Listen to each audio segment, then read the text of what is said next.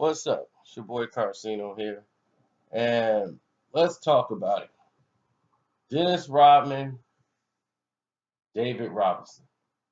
These two are polar opposites of each other that you could even fathom how different they are. Well, you probably can. Those who are old enough. Some people don't even remember when these guys were playing because they probably weren't born yet or was just born. But the Admiral, David Robinson, the left hand genius, the guy who dedicated his life to service, structure, and family and God. He wouldn't come to the NBA until he finished playing for the Navy. Then from the Navy, came right in the NBA, was an instant all-star, all-around basketball player, but he just didn't have the parts around him to make him a world champion, to make him successful in the game. So they made a trade for Sean Elliott, who was one of his best friends on the team, to bring over Dennis Rodman because Rodman was lost his wife, his kids. Chuck Daly got traded or just released and fired or whatever it is. The whole team was under reconstruction. He was not happy playing in Detroit, so they had to move him. And they went over there and moved Rodman over to San Antonio for Sean Elliott. And the moment he got there, Rodman was at a despair place the whole summer, and he just wasn't San Antonio's material. Now, when they drafted Dennis Rodman, he had regular hair. He didn't have really all these tattoos. He didn't have any of these things. They were going off the same player that they saw the season before, who was averaging 24 rebounds a game. This guy was incredible. They needed that to complement him. And John Lucas is like, we get Dennis Rodman, oh, we going places. And he was an immediate impact on the court. But when he took his hat off and everything, Rodman had blonde hair, like a little blonde mohawk. Then that turned into tattoos and everything, and then it started dyeing it different colors, and he's wearing a boa around his neck. And this was something different from San Antonio. San Antonio is a southern state, Christian values, go to church, husband, wife, kids, family. And this is totally opposite from David Robinson. Now, when Dennis first got there, he spoke with David, and David was like, what do you want, man? Like, we're trying to win here. We're real serious about trying to win and be a champion and get championships." And he said, "David, tell me what you want, and I'll get it for you." And he's like, "Oh, okay. Well, we're gonna get along just fine up in here." So long as they were winning, which they was in the first two seasons, they had won more games than anybody. They were looking at NBA Finals championship, Dennis Rodman. But the media, the people in San Antonio, that frowned upon Dennis Rodman. It all stemmed from an incident where they were in a church. And being in this church meant that you had to do things a certain way.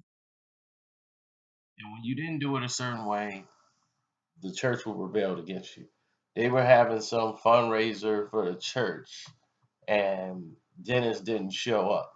It was voluntary if you wanted to go, but they wanted to see Dennis Rodman and David Robinson. David Robinson showed up. There was no Dennis Rodman. Dennis Rodman was asleep. It was his off day. He didn't have to really be there. But this prompted David Robinson to play the political party, to be the voice of the corporation and the organization, to have this talk with Dennis. So he gets on the plane. He's telling Dennis, this is a family town, and I want to talk to you about God. So he starts going off on this long thing about God, and Robin's like, "Look, I ain't come here to be no Mormon, no Jesus freak. They pay me to play basketball. I'm averaging 20 some rebounds a game. I mean, who cares what I do when I clock out of here? He's got like prostitute like chicks riding on motorcycles, and he's like, look, I ain't the first guy to ever do this in San Antonio. Why is everybody worried about what Dennis Rodman gonna do? You know what? I don't want to have this conversation, David. So F this.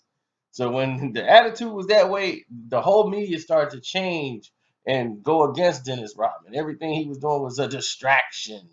So they start to tear down the fabric of what was Dennis Rodman. So before the season was really out, or when they was in there and they had the John Stockton this play, they were like, he could purposely undercutted John Stockton. Dennis Rodman is the worst thing ever. He was like, you know what? I'm out of San Antonio. I'm out because I'm too much of a distraction. And the fact they didn't even come to bat for him. But that was the end of his reign in San Antonio, and y'all would have won a lot more championships in San Antonio as y'all kept Dennis Rodman. What you doing now? What do you mean? What am I doing? I'm a grown man. I'm saying though, it's like super late. Super late for I mean, whom? yeah, I don't know what type of hours you keep. There you go. You don't. What's wrong with you? What you mean? What's wrong with me? Nothing wrong with me. You were saying you were sick. I was sick earlier. Yes, I was not feeling well. I work a So lot. my question was, what's wrong with you? What happened? Nothing. I just work a lot and I was exhausted. I haven't been resting all week. I have a lot of things that I have to do in a day.